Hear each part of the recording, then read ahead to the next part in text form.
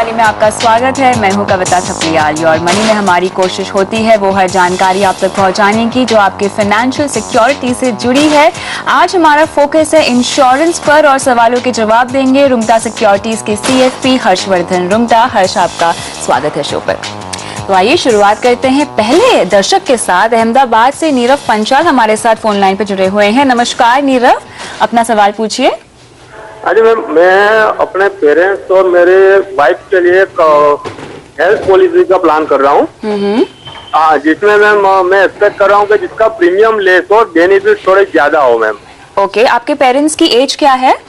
Ma'am father है अभी 55 years and mother is 53। आपके पास आप अपने परिवार के लिए मतलब आपके लिए, आपकी वाइफ के लिए और आपके बच्चे के लिए भी शायद यहाँ पे आपने लिखा आपका एक बेटा भी है, तो क्या के लिए बेटा का मैं प्लान कर रहा था और आज ही मेरा बेबी बोर्न हुआ है, तो मैं ऐसी पॉलिसी सोच रहा हूँ जो वो भी कवर हो जाए इसमें साथ साथ।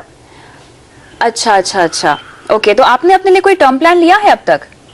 नहीं मैम, अभी फिलहाल मेरे पास टर्म प्लान नहीं है। दूसरी LIC की पॉलिसीज है मेरे पास, बट टर्म प्लान नहीं है मैम। कौन कौन सी पॉलिसीज है?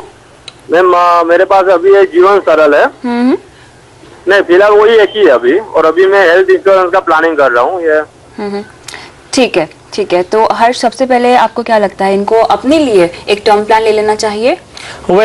कविता, टर्म प्लान एक लाइफ इंश्योरेंस एस्पेक्ट हो गया जो डेफिनेटली क्योंकि इन्होंने बताया कि इनके बहुत यंग एक चाइल्ड हुए हैं, तो एक फाइनेंशियल प्रोटेक्शन के हिसाब से यस, टर्म प्लान एक प्रोडक्ट ज़रूर है जो उन्हें लेना चाहिए। लेकिन जो इनका फोकस अभी मेडिक्लेम पे है, जो इन्हें हेल्थ इंश्योरेंस की ज़रूरत है, इन्होंने नीरव जी आपने अपने मेल में ये भी बताया था कि आपने public sector general insurance companies के फीचर्स या प्राइसिंग कंपेयर की हैं और प्राइवेट के सामने आपको वो थोड़े सस्ते लग रहे थे। मैं बता दूं आपको नीरव जी, जब आप मेडिक्लेम पॉलिसी लेने की सोच रहे हैं, इसमें प्रीमियम एक पैरामीटर है, उसके अलावा जो आपका जो स्कोप ऑफ कवरेज और जो फीचर्स हैं वो आपको जरूर कंपेयर करने चाहिए। मैं आपको एक उदाहरण के तौर पे एक कंपैरिजन खाली बता दूं कि public sector general insurance companies में एक क्लॉज होता है जिसमें जो भी एक्सपेंसेस होते हैं उसमें एक सब लिमिट होता है। जो भी रूम रेंट है वो आपका 1% ऑफ द सम इंश्योर्ड से ज्यादा अगर होता है तो वो क्लेम में नहीं मिलता है, ओनली अप टू 1% मिलता है।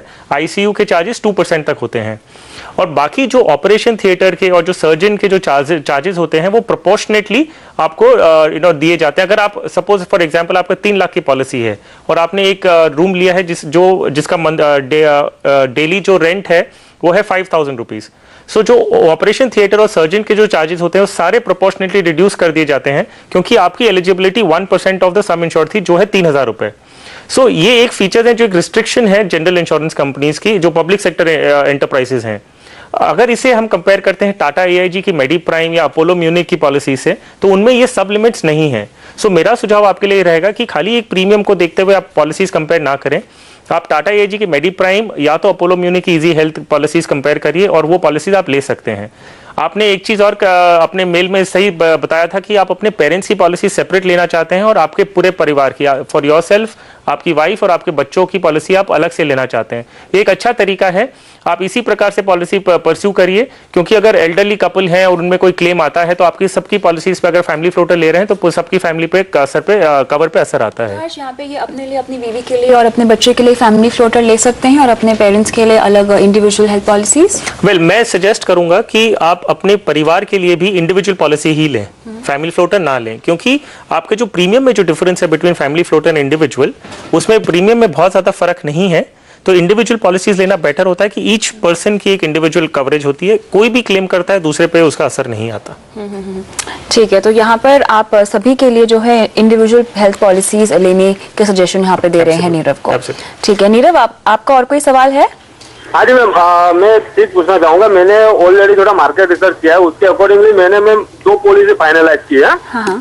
ओके, जिसमें मैंने एक ओरिएंटल की हैप्पी फैमिली फ्लोटर पॉलिसी, जिसमें मैं spouse and parents all are cover, और जिसका 18,000 रुपया मुझे बोला गया और 7 लाख का प्रीमियम है। तो it seems good to me. And another में मैं प्लान कर रहा हूँ इसके साथ स्पेशली पेरेंट्स को कवर करने के लिए अपोलो म्यूनिक की ऑप्टिमा प्लस है, जो 1 kind of top up recharge है, उसका मैंने प्लान किया है, जिसमें मैं 1 लाख डिडक्टेबल अमाउंट रख के 5-5 लाख इंडिविजुअल पेरेंट्स का मैं कर सकता हूँ। वो अराउंड मुझे 5,000 समथिंग में पड़ता है, आई थिंक 6,000 के अराउंड। तो मैं ये पॉलिसी कैसी रहेगी मेरे लिए? यहाँ पर एक साइड फ्लोटर भी कवर होगा, पेरेंट्स के लिए इंडिविजुअल 5-5 लाख में मुझे मिल जाएगी, ये इसके बारे में आप कुछ? यहाँ पर हर्ष, इन्होंने बताया अपोलो म्यूनिक में यहाँ पे सब लिमिट्स नहीं है इस पॉलिसी में, तो आप क्या रेकमेंड करेंगे? जिन्होंने रिसर्च की है वो क्या ठीक है? नहीं, देखिए, पहली बात नीरव जी, आपने बताया कि आपने ओरिएंटल की जो पॉलिसी देखी है वो फैमिली फ्लोटर पॉलिसी है। मैंने आपको उनके फीचर्स और रिस्ट्रिक्शंस आपको बता दिए हैं। सो ये लागू आपके पॉलिसीज में जरूर होगा। जहां तक अपोलो म्यूनिक की जो पॉलिसी का सवाल है, उसमें मिनिमम डिडक्टेबल 1 लाख रुपीस है, विच मीन्स पहला 1 लाख तक का जो भी क्लेम आएगा वो पॉलिसी नहीं देने वाली है, और only claims above 1 lakh will be paid.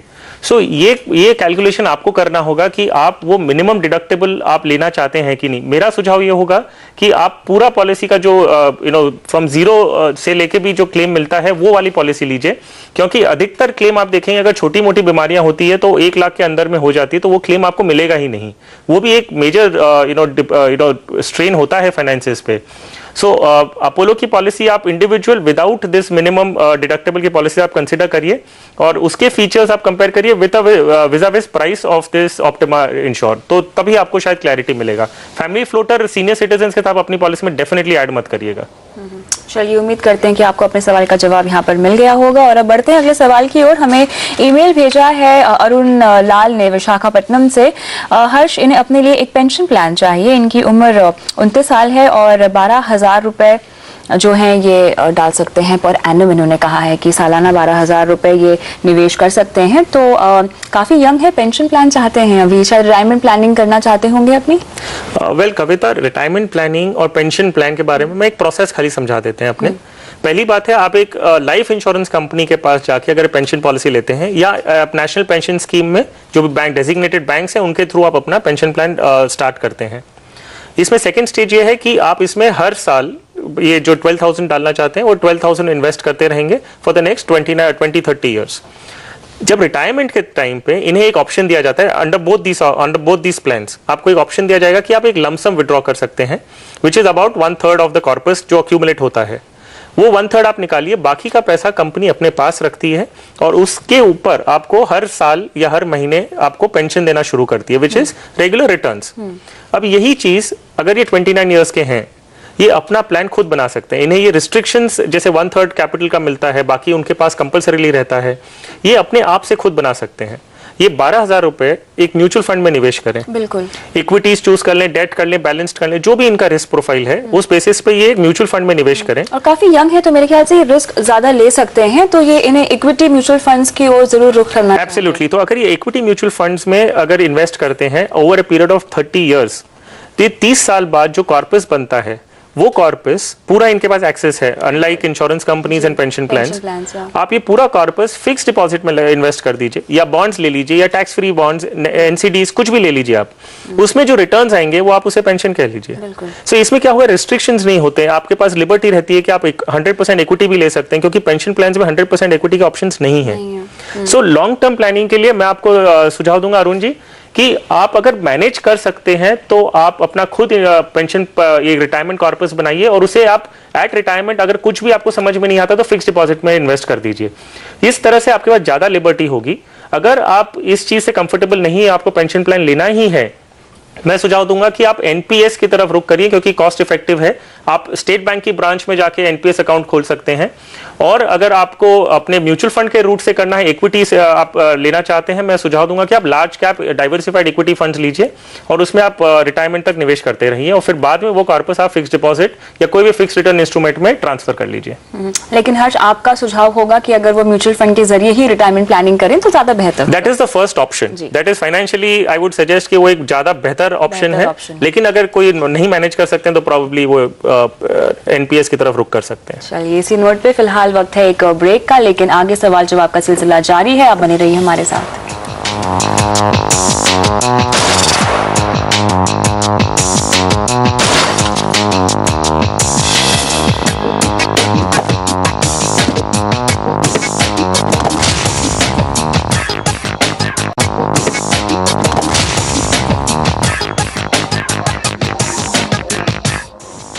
Your money में आपका स्वागत है। आज हमारा फोकस है इंश्योरेंस पर और सवालों के जवाब दे रहे हैं रुंगटा सिक्योरिटीज के CFP हर्षवर्धन रुंगटा। बढ़ते हैं अगले दर्शक की ओर। हरिद्वार से पैटी सिंह हमारे साथ फोन लाइन पर जुड़े हुए हैं। नमस्कार, अपना सवाल पूछिए। हेलो। हेलो। हाँ जी, अपना सवाल पूछिए। मैडम मैं अपने लिए LIC लेना चाह रहा था। अच्छा। हाँ, तो कोई अच्छी पॉलिसी अगर आप बता सकती हैं तो बता। आपको अपने लिए पॉलिसी लेनी है, कोई खास मकसद से ले रहे हैं? आप इन्वेस्टमेंट पर्पज से तो नहीं ले रहे हैं? नहीं, इन्वेस्टमेंट की पर्पज से नहीं ले रहा हूँ। इन्वेस्टमेंट के लिए मैं PPF में 50,000 सालाना डाल रहा हूँ। बहुत अच्छी बात है। तो आपको, हाँ जी ठीक है, तो यहाँ पे हम इनकी मदद कैसे कर सकते हैं? हर्ष, इन्हें अपने लिए एक इंश्योरेंस पॉलिसी ही चाहिए और मेरे ख्याल से LIC पर इनका फोकस ज्यादा है। जी हाँ, पैटी जी, अगर मैं आपका सवाल देख रहा हूँ तो आपने बताया कि आपके जो बच्चे हैं वो 5 इयर्स एंड 3 इयर्स के हैं और उनके भविष्य के हिसाब से आपने कोमल जीवन प्लान आपने शॉर्टलिस्ट करके आपने डिटेल्स भेजी थी और आपके खुद के हिसाब से आप सेविंग्स बेस्ड जीवन आनंद और जीवन सरल की प्लान्स कंसिडर कर रहे हैं। क्या ये सही है पैटी सिंह? क्या आपने इस तरह के प्लान्स लिए हुए हैं? नहीं मैडम, कोई प्लान नहीं मेरे पास। अच्छा, आपके पास फिलहाल यहाँ पे कोई प्लान नहीं है, लेकिन हमारे पास हालांकि डिटेल इस तरह की पहुंची हुई है आपकी। कोई बात नहीं, फिलहाल इनका जो सवाल है हम उसका जवाब दे देते हैं। तो इनको किस तरह की इंश्योरेंस पॉलिसी आप रेकमेंड करना चाहेंगे? देखिए पैटी जी, अगर आपके 2 डिपेंडेंट बच्चे हैं, आपके परिवार होगा जो आपकी इनकम पे डिपेंडेंट है, सो मेरा सुझाव पहला ये रहेगा कि आप अपने लिए अपनी लाइफ पे एक टर्म पॉलिसी लीजिए जो आपकी जो सालाना इनकम है उसका कम से कम 15 टाइम्स तो होना ही चाहिए, ताकि आप जब अगर नहीं हो तो आपके परिवार को वो पैसे मिले जिनसे वो अपना डे टू डे एक्सपेंसेस और जो बच्चों की एजुकेशन वगैरह की जो रिक्वायरमेंट्स हैं वो फुलफिल कर सकते हैं। जहां तक आपके बच्चों के भविष्य का जो इन्वेस्टमेंट्स के तौर पे हम बात कर रहे हैं, आपने चाइल्ड प्लान शॉर्टलिस्ट किया है। मैं आपको सिर्फ चाइल्ड प्लान्स के बारे में 1-2 चीजें बता दूं कि इंश्योरेंस अगर आप इन्वेस्टमेंट्स के रूप में लेते हैं तो उनमें रिटर्न्स बहुत ज्यादा कम होता है जब हम उसे प्योर इन्वेस्टमेंट प्रोडक्ट से कंपेयर कर रहे हैं। सो आपके पास एक चॉइस है कि आप अगर चाइल्ड प्लान ले रहे हैं तो आप उसके फीचर्स समझिए। उनमें फीचर्स होते हैं अच्छे, जिसमें एक स्ट्रक्चर्ड पेमेंट आपको गारंटी किया जाता है कि बच्चे आपके जब X एज के होंगे तो आपको रेगुलर पेमेंट आएगा, आप जीवित हो कि नहीं हो। सो ये सारे जो फीचर्स होते हैं वो काफी, हर चीज का एक कॉस्ट लगता है, तो रिटर्न्स में इसका असर आता है और आपको रिटर्न्स कम मिलते हैं। तो आप ये कंपेयर कर लीजिए कि अगर आपको ये फीचर्स चाहिए और आपके जो अगर कम रिटर्न्स मिलता है, आप कंफर्टेबल हैं, तो आप LIC की जो प्लान है, मैं आपको 1-2 नाम बता देता हूँ, आप सोच सकते हैं वो लेने की। जीवन छाया है, जीवन अनुराग है, जीवन अंकुर, ये पॉलिसीज हैं बच्चों को फोकस करके बनाई गई हैं, जिसमें पेरेंट्स का इंश्योरेंस होता है, बच्चे बेनिफिशियरीज होते हैं। तो अगर आप ये सब चीजें कंफर्टेबल हैं कि आपको रिटर्न्स कम मिलेंगे तो आप ये पॉलिसी लीजिए। नहीं तो आप अगर एक प्योर इन्वेस्टमेंट्स के रूप में आप म्यूचुअल फंड या इक्विटीज में लॉन्ग टर्म के लिए सेव करें तो वो एक कॉम्बिनेशन आपके लिए बेटर होगा कि आप अपनी लाइफ पे टर्म प्लान लीजिए और इन्वेस्टमेंट्स जो करना है वो म्यूचुअल फंड के रूट से करिए। तो ये कॉम्बिनेशन से एक वेल्थ भी क्रिएट कर पाएंगे और एक प्रोविजन अपनी फैमिली के लिए बना पाएंगे। जैसे कि हम अपने दर्शकों को अक्सर ये रेकमेंड करते हैं कि इंश्योरेंस और इन्वेस्टमेंट को आप मिक्सअप बिल्कुल नहीं कीजिए। तो पैटी सिंह जी, आपको यहाँ पे हर जो सलाह मिल रही है वो ये है कि आपको अगर अपने लिए कोई पॉलिसी लेनी है तो सबसे पहले आप एक टर्म प्लान ले लीजिए, और अगर आपको अपने बच्चों के लिए कोई चाइल्ड प्लान चाहिए तो यहाँ पर आपको जीवन छाया रेकमेंड किया जा रहा है और जीवन अनुराग और जीवन अंकुर प्लान भी हर्ष आपको रेकमेंड कर रहे हैं। उम्मीद करते हैं कि आपको अपने सवाल का जवाब मिल गया होगा। आगे बढ़ते हैं और अगला सवाल हमें ईमेल भेजा है दीपक सोनी ने कानपुर से।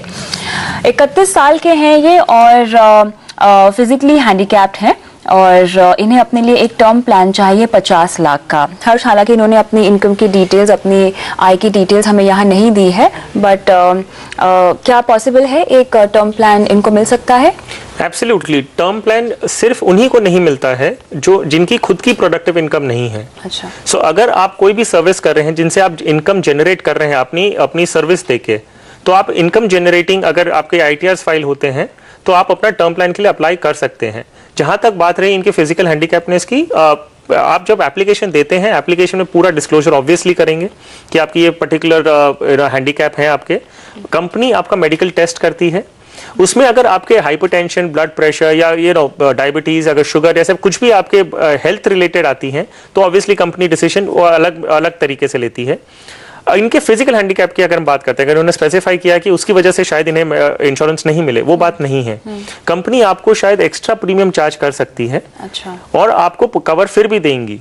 कितना होता है ये premium as compare to normal premium, कितना ज्यादा चार्ज किया जाता है? देखिए, ये डिपेंड करता है आपके फिजिकल हैंडीकैप किस लेवल की हैं। अच्छा। मैं उदाहरण के तौर पे अगर आपको बताऊं कि अगर आपके आई साइट अगर आपके नहीं है, सो कंपनी नॉर्मली अबाउट 1 रुपी पर 1000 एक्स्ट्रा चार्ज करके आपको कवर देती है। अच्छा। So it depends on the severity of the handicap. अच्छा। सो उसके बेसिस पे कंपनी लेकिन इंश्योरेंस देती है, ऐसा नहीं कि नहीं देती है। सिर्फ क्राइटेरिया टर्म प्लान के लिए है कि आप एम्प्लॉयड होने चाहिए, आपके बिजनेस होना चाहिए, अर्निंग होना चाहिए बेसिकली, खुद की प्रोडक्टिव अर्निंग। इनकम आपकी इंटरेस्ट से भी हो सकती है। फिक्स्ड इनकम होती है तो उनको टर्म प्लान के लिए एलिजिबल नहीं होते।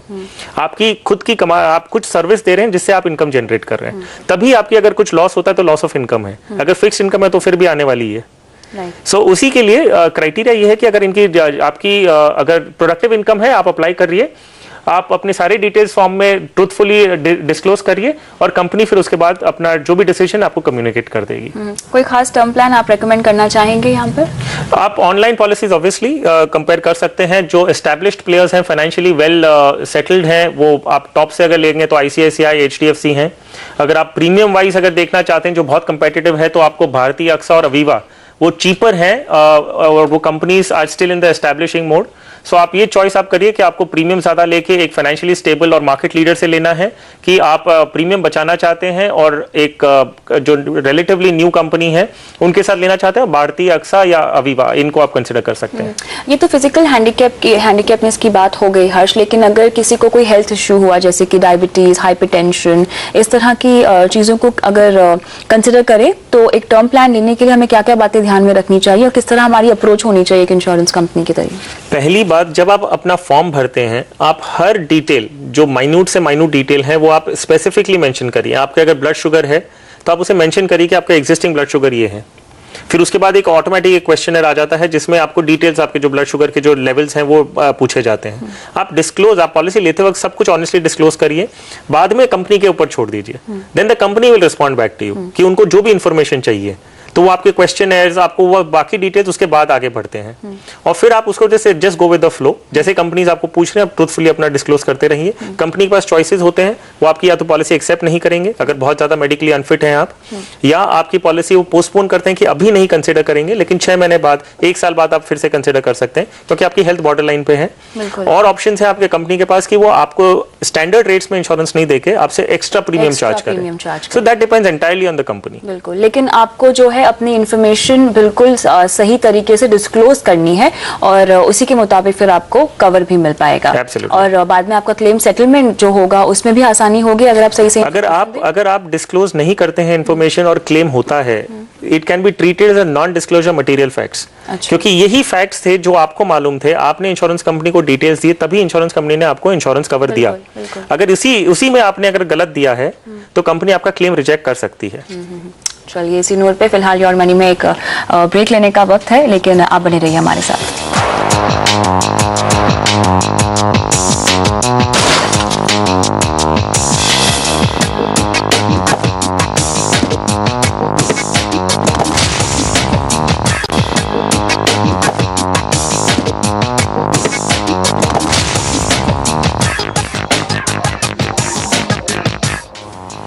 योर मनी में आपका फिर से स्वागत है। आज हमारा फोकस है इंश्योरेंस पर और सवालों के जवाब दे रहे हैं रुंगटा सिक्योरिटीज के CFP हर्षवर्धन रुंगटा। हर्ष, हमें कई बार दर्शकों के सवाल आते हैं जहां पर वो जानना चाहते हैं कि हमारे पास कितने इंश्योरेंस पॉलिसीज होनी चाहिए, वो कौन से बेसिक इंश्योरेंस पॉलिसी है जो एक शख्स को अपने पास रखनी चाहिए या उन्हें ले लेनी चाहिए, आप बताइए। वेल कविता, इंश्योरेंस का पर्पस क्या है? Transfer of risk. सो आपको देखने की आपकी जो सिवियरिटी है, कोई भी चीज़ का जो आपके ऊपर होता है उसकी सिवियरिटी कितनी है और उसकी फ्रीक्वेंसी क्या है। हालांकि मैं आपको एक 5 बेसिक अगर आप जानना चाहते हैं, पहला है बेसिक कि आप एक टर्म पॉलिसी लीजिए, लाइफ कवर है कि अगर आपकी कमाती हुई उम्र में अनटाइमली डेथ हो जाती है, आपके जो डिपेंडेंट्स हैं उन्हें वो जो पैसे मिलते हैं उससे उनका डे टू डे लिविंग हो सकता है। फिर सेकंड क्वेश्चन आता है कि कितना लेना चाहिए। तो अगर आप चाहते हैं कि आपके परिवार को 25,000 पर मंथ आना है, तो आप 50 लाख का टोटल आपके पास कवरेज होना चाहिए, क्योंकि अगर हम पोस्ट टैक्स रिटर्न 6% का देखें, so every month it translates into 25,000 rupees. दूसरा जो कवर बहुत ज्यादा जरूरी है वो है पर्सनल एक्सीडेंट। अभी आप टर्म पॉलिसी की जहां हमने बात की कि आदमी की अगर डेथ हो जाती है तो परिवार को मिलता है, एक सिचुएशन है लिविंग डेड। हमने अगर हम एक्सीडेंट के स्टैटिस्टिक्स अगर एनालाइज करें तो एवरी आवर करीबन 56 एक्सीडेंट्स होते हैं इंडिया में, so that's about 1 accident per minute. 1 in 4 accidents lead to death. तो 25% जो है उनकी डेथ होती है एक्सीडेंट्स में। तो बाकी का क्या होता है? जो हम अगर फाइनेंशियली बात करें 25% का तो लाइफ इंश्योरेंस अगर है तो उनकी परिवार का देखभाल हो चुका है। बट व्हाट अबाउट 75% जिनकी डेथ नहीं हुई है और अगर वो बहुत फेटल है और वो परमानेंटली डिसेबल्ड हो चुके हैं, उनकी इनकम बंद हो जाती है, खर्चे लेकिन वैसे ही रहते हैं। ये एक लिविंग डेड जैसी सिचुएशन हो गई। तो अब पर्सनल एक्सीडेंट पॉलिसी लेनी चाहिए आदमी को खुद के लिए, और ये आप एक जनरल इंश्योरेंस कंपनी से लेते हैं, एक stand alone personal accident policy के नाम पे, जिनके फीचर्स ज्यादा एलैबोरेट हैं, वही प्रीमियम पे एज कंपेयर टू आप राइडर के तौर पे भी लाइफ इंश्योरेंस के साथ ले सकते हैं। लेकिन मैं सुझाव दूंगा कि आप एक स्टैंड अलोन पॉलिसी लीजिए, ताकि उसके जो कवरेज है, जो स्कोप ऑफ कवरेज है, वो बहुत ज्यादा एलैबोरेट है। और कितना लेना चाहिए ये आप टर्म पॉलिसी के सेम लॉजिक आप यूज करते हैं। तीसरा है मेडिकल इंश्योरेंस, जो आपका मेडिक्लेम जो हम बोलते हैं। हमने ये भी स्टैटिस्टिक्स देखा है कि जो बिगेस्ट ड्रेन ऑन किसी के फाइनेंसेस पे है वो है मेडिकल कॉस्ट। अगर आपका एडुकेट टर्म मेडिकल इंश्योरेंस नहीं है और हॉस्पिटलाइजेशन होता है, बहुत ज्यादा सेविंग्स आपकी उसी ट्रीटमेंट के लिए लग सकती है। सो मेडिकल इंश्योरेंस में आप जो हॉस्पिटल के जो खर्चे रीइंबर्समेंट वाली पॉलिसीज हैं वो वाली आपके पोर्टफोलियो में होनी चाहिए। आप अपने सिटी के हिसाब से 3 लाख 5 लाख से 10 लाख की जैसी आपकी लाइफस्टाइल है और जो हॉस्पिटल्स आप लेना चाहते हैं, ट्रीटमेंट जिसमें लेंगे, उस हिसाब से आप अपना सम इंश्योर डिसाइड कर सकते हैं। बाकी जो एक है क्रिटिकल इलनेस है, हमने बात की कि अगर आप एक इंसान डिसेबल्ड हो जाता है, वो एक्सीडेंट की वजह से हो सकते हैं या तो हेल्थ की वजह से, उनको स्ट्रोक या पैरालिसिस, तो उसमें भी stand alone critical illness policies आती हैं, लाइफ इंश्योरेंस कंपनीज ऑफर करती हैं, तो क्रिटिकल इलनेस पॉलिसी एक ले सकते हैं। और फाइनली होम इंश्योरेंस, उसमें यह है कि एक घर हर इंसान का एक सबसे बड़ा इन्वेस्टमेंट होता है। तो हमने नेचुरल कैलामिटीज देखी जिनकी वजह से पूरे घर तबाह हो जाते हैं, तो आप एक होम इंश्योरेंस लीजिए और एक रिकंस्ट्रक्शन कॉस्ट के हिसाब से which is about 2000 rupees a square foot, market value से नहीं होता है। एक होम इंश्योरेंस एक फाइनल प्रोडक्ट है जो आपके पोर्टफोलियो में डेफिनेटली होना चाहिए। चलिए, इसी के साथ हर्ष बहुत बहुत शुक्रिया शो पर आकर तमाम सवालों का जवाब देने के लिए। और योर मनी में आज के लिए इतना ही, लेकिन आप बने रहिए CNBC आवाज के साथ। नमस्कार।